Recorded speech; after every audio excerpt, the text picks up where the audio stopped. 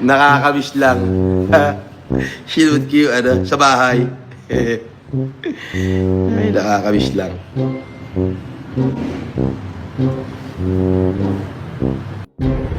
Itong si Yulen Budol-Budol, o also known as a friend of Food Genius.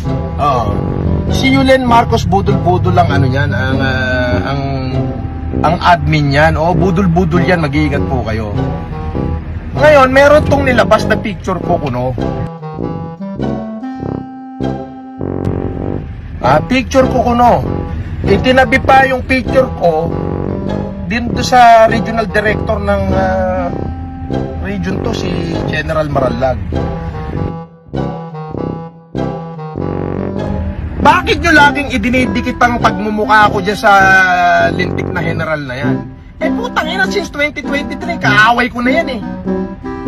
Oo, totoo, dati kaibigan ko, pero ngayon kaaway ko yan, tsaka wag nyo idinidikit ang pangalan ko dyan. Unang-una, wala akong pakialam dyan sa general na yan. Kalaban ko yan eh. Gusto mo, hamunin mo, suntukan kaming dalawa, pwede lang ako dyan. Huwag nyo itinitikit ang pangalan ko dyan dahil hindi ko kailangan ng pulis. Para maging maayos ang buhay ko. Mga tratado to. Ikaw, Friends of Food Genius, ikaw Yulen Budol, umuwi ka lang ng Pilipinas, babalatan kita. Lahat na idinamay nyo na. Si SU, Marrojas, ano pa ba? Manny Pacquiao, lahat na pinagdadabay nyo na. Ngayon, idinitikit nyo yung pangalan ko dyan sa kay Tony, kay Marallag. Hindi ko naman kailangan yan. Actually, 2023 pa lang, kaaway ko na yan eh. Diba? Huwag nyo ididikit ang pangalan ko dyan. Dahil ayoko mapahiran ng kapulisan yung pagkatao ko. Tatandaan mo yan.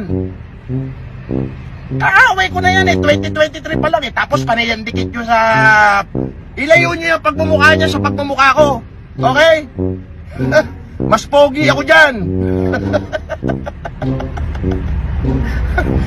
2023, hindi na ho kami nag-uusap niyan. Pasko. Pasko, magkagalit kami yan. Kaya wag nyo ididikit ang pangalan ko dyan. At saka kung mag-e-edit kayo ng litrato, galingan nyo naman, bakit full-fledged colonel yung isang uniforme tapos yung isa general? Tanga. Food Genius, magsumbong ka kay Marallag, pagbuhulin ko pa kayong dalawa.